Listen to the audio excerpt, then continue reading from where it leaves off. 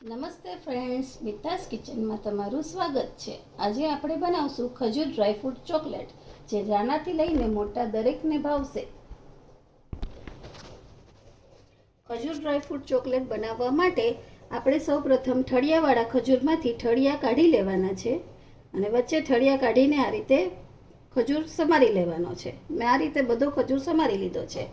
હવે તેના માટે આપણે જોઈશે કાજુ, બદામ અને પિસ્તા। પણ કાજુને આપણે સૌથી પહેલાં રોસ્ટ કરશું પેનમાં।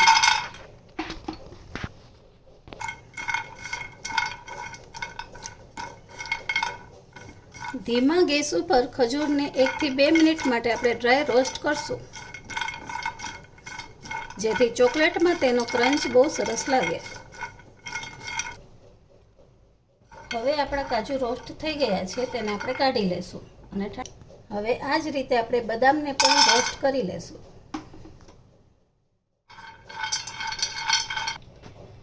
હવે આપણી બદામ પણ રોસ્ટ થઈ ગઈ છે, આપણે તેને પણ બાઉલમાં કાઢી લેશું અને ઠંડી થવા દેશું। અને મેં પિસ્તા પણ લીધા છે, પણ તેને આપણે રોસ્ટ કરવાની જરૂર નથી। હવે આપણે જ્યાં ઠળિયો કાઢેલો છે ખજૂરનો, તેની અંદર આપણે એક એક કાજુ મૂકશું અને જરાક પ્રેસ કરી દેશું અને પ્લેટમાં ખજૂર ગોઠવતા જશું।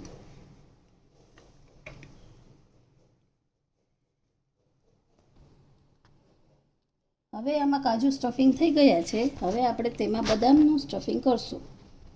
આ રીતે તમે હેઝલનટ, અખરોટ, કોઈ પણ ડ્રાયફ્રૂટ લઈ શકો છો।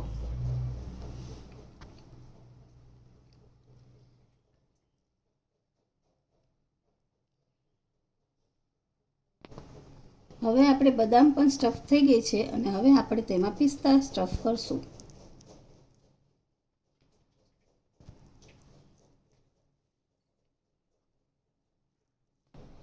આ રીતે મેં બધી ખજૂરને સ્ટફ કરી લીધી છે અને હવે આ ખજૂરને આપણે 10 થી 15 મિનિટ માટે ફ્રીજમાં ઠંડી થવા માટે મૂકવાની છે।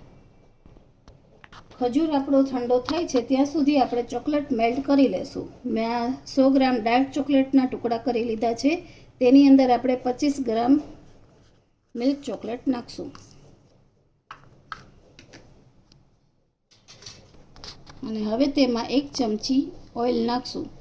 તેલ કોઈ પણ ફ્લેવર વગરનું લેવું અને હવે આપણે આને મેલ્ટ કરી લેશું। હું આ માઇક્રોવેવમાં મેલ્ટ કરું છું 30 સેકન્ડ માટે, તમે ડબલ બોઇલરથી પણ મેલ્ટ કરી શકો છો। આપણી ચોકલેટ મેલ્ટ થઈ ગઈ છે। 30 સેકન્ડથી વધારે માઇક્રોવેવમાં ન રાખવી। જો તમારી ચોકલેટ ઓગળી ન હોય તો પાછી તમે 10 સેકન્ડ માટે મૂકી શકો છો। બરાબર છે, આને હલાવી લેવું। હવે 15 મિનિટ થઈ ગઈ છે ને આપણો ખજૂર પણ ઠંડો થઈ ગયો છે। હવે આપણે તેને ચોકલેટમાં ડીપ કરશું અને આ એક બીજી પ્લેટમાં મેં બટર પેપર રાખ્યું છે, જેથી ચોકલેટ આની ઉપર વ્યવસ્થિત સેટ થશે।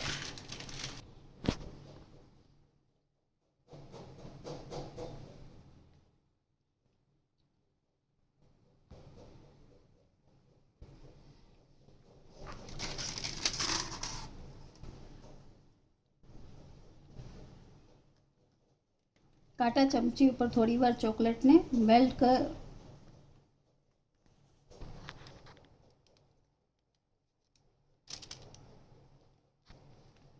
આ રીતે આપણે બધી ચોકલેટ ડીપ કરી લઈશું। 1 થી 2 સેકન્ડ પૂરતી કાંટા ચમચી ઉપર આપણે તેને રાખશું, એટલે વધારાની ચોકલેટ નીચે આવી જશે।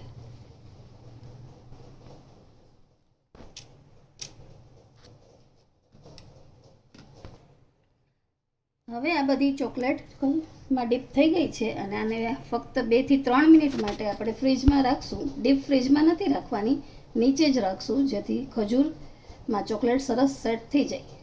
તો ચાલો આપણે તેને ફ્રીજમાં મૂકી દઈએ। તો તૈયાર છે આપણી ખજૂર ડ્રાયફ્રૂટ ચોકલેટ તૈયાર। તો ચાલો હવે આપણે તેને સર્વ કરીએ। જો તમને મારી આજની રેસિપી ગમી હોય તો લાઈક કરજો, શેર કરજો, સબસ્ક્રાઈબ કરજો અને કમેન્ટ કરવાનું ના ભૂલશો।